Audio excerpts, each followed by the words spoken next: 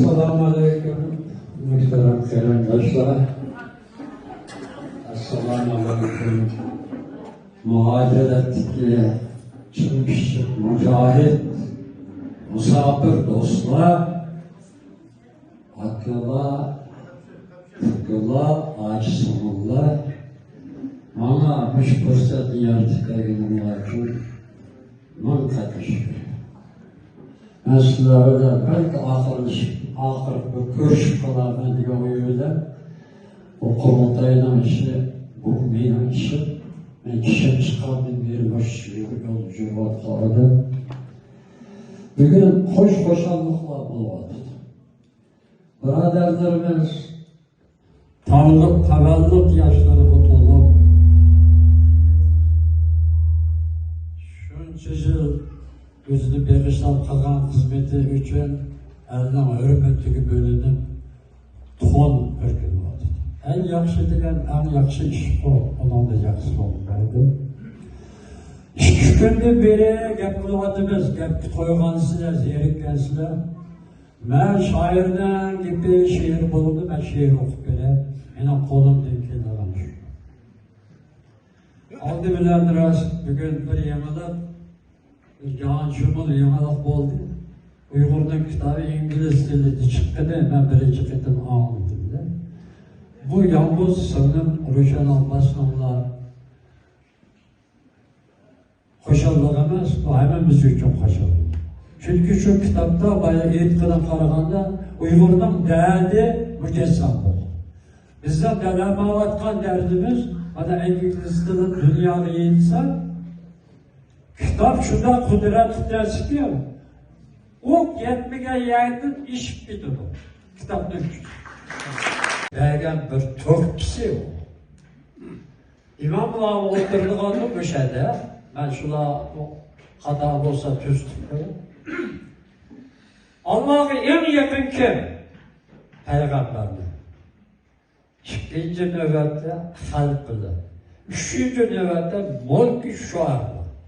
Mülk şuar, şairliğe gelir. Şair, adet kadem emez o. Bir halkıya, bir bahtır, bir şikayetlen bir koydu.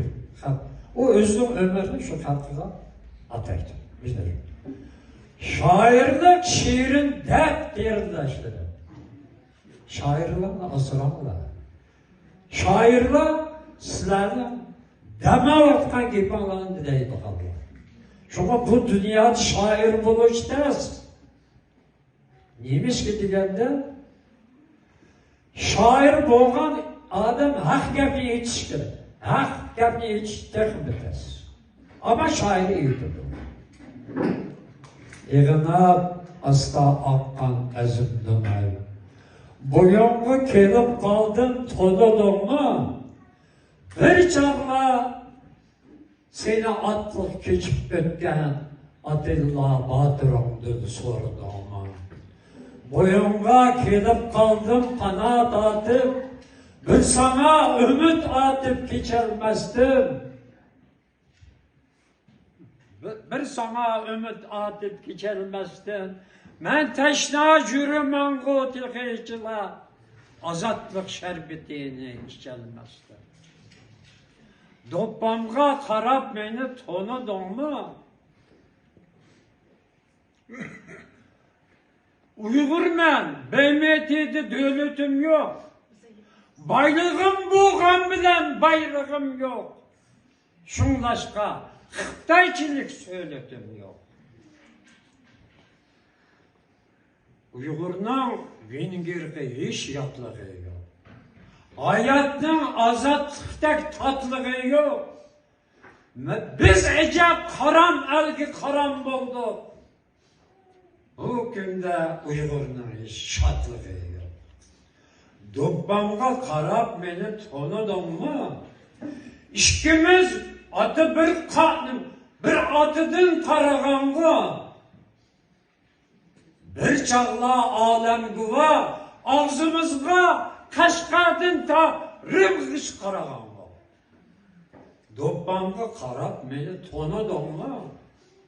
İşkimiz bir ana atı bir ana başka kerindaş bu. Seninki köküş gözüm külgen bilen, meninki koy gözlerim, teki yaş bu. Aferin.